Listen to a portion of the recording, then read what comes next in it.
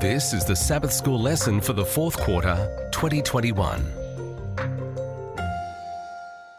Lesson 10 from our series Present Truth in Deuteronomy is titled Remember, Do Not Forget, ready for teaching on December 4, and I'm Percy Harrold. Monday, November 29, Concerning the Days That Are Past. In Deuteronomy chapter 4, we have read the wonderful admonitions that the Lord gave to his people through Moses regarding their great privileges as God's chosen people. He had redeemed them out of Egypt by trials, by signs, by wonders, by war, by a mighty hand and an outstretched arm, and by great terrors, according to all that the Lord your God did for you in Egypt before your eyes. Deuteronomy 4, verse 34.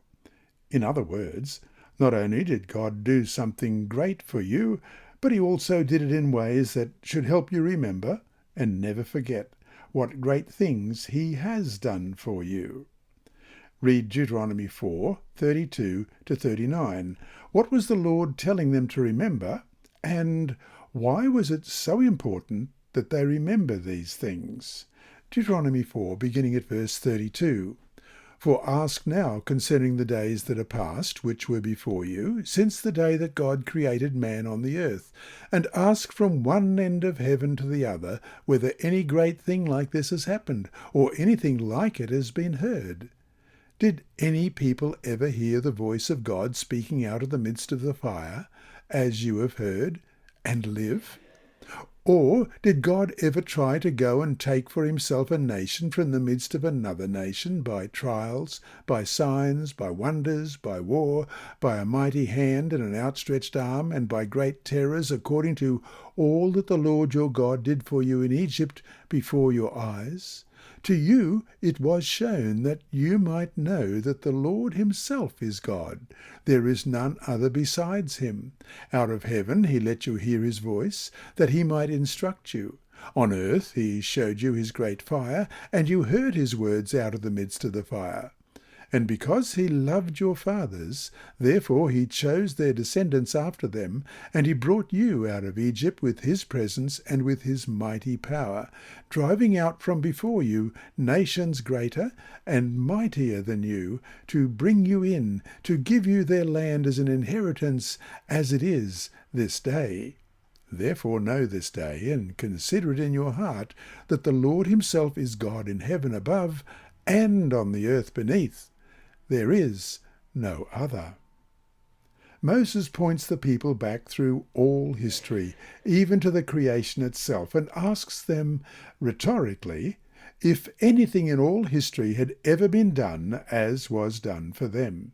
In fact, he tells them to ask, that is, to study for themselves, and see if anything such as what they experienced had ever happened before.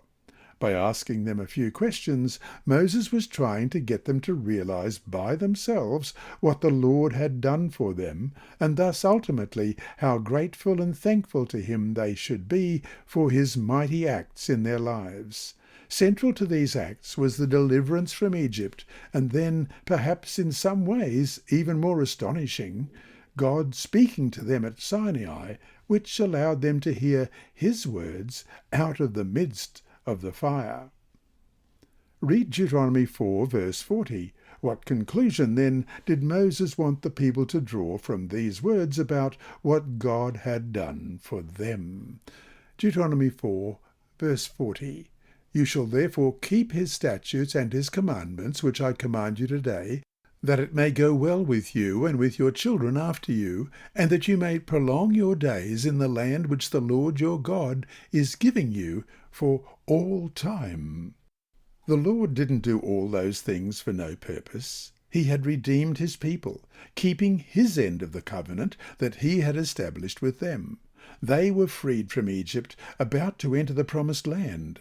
God did his part. They were now called on to do theirs, which was simply to obey. And so to finish today, how does this model represent the plan of salvation as expressed in the New Testament? What did Jesus do for us, and how are we to respond to what he has done for us?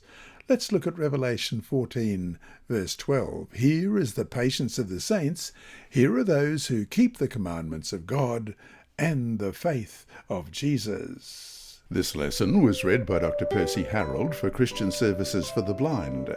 Sponsored by the Sabbath School Department and distributed through Hope Channel Australia, this podcast is also redistributed by Hope Channel Germany, Christian Record Services for the Blind, and It Is Written.